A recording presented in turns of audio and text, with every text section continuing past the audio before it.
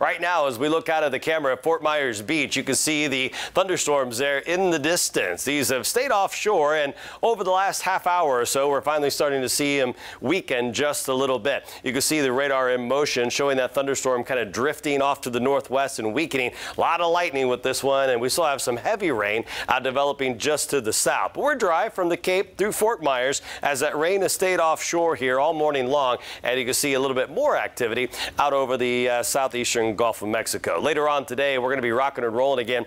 2 o'clock, we'll start to see that wet weather develop in Glades, Hendry, and Collier County, and then it will approach the coastline, I-75 Tamiami Trail through Lee, and then eventually Charlotte and DeSoto counties. So from 4 to 7 is when we're expecting most of us to get impacted there by the heavier rain, and you can see it's still rocking there between Tampa and Sarasota at 8, but we're dry. Then tomorrow we're going to rinse, repeat, and do it all over again. Yesterday we picked up about 1/4 of an inch in Naples, 0.16 in Fort Myers, and while we did pick up some rain, the heaviest missed the rain gauges, but we're still running a surplus for July and of course for the year after this much needed wet winter. It's kind of hard to believe a few months ago we had severe drought in town. Now our temperatures right now upper 70s with the low 80s in the Lee Islands kind of holding there for Bokeelia and out towards Cayo Costa. Our temperature change is +2 in Port Charlotte. We're down a degree or two near the lake, but we're really close to where we've been the last couple of mornings. Dew point value is still high. It's muggy outside, and our rain chances,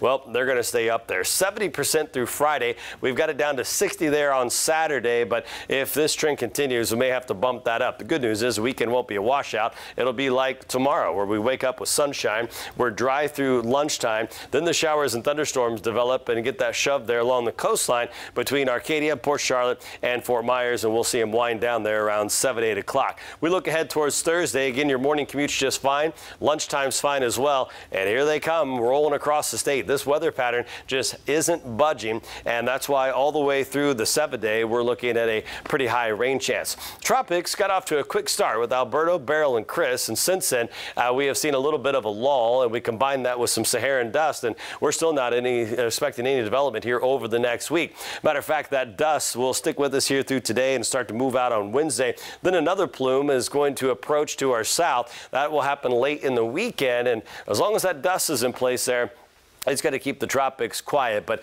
that dust expected to move out in the middle of August there. We're really expecting, unfortunately, our hurricane season to start ramping up right on schedule. Marine forecast here today sees foot or less. Inland waters a light chop. Water temperature at 89. So the 7-day forecast shows those high rain chances sticking with us here all the way through the weekend and early next week. We do get a little hotter in the days ahead. We'll be up around 94 Wednesday, Thursday, and Friday. Overnight stay in the upper 70s as that humidity stays high.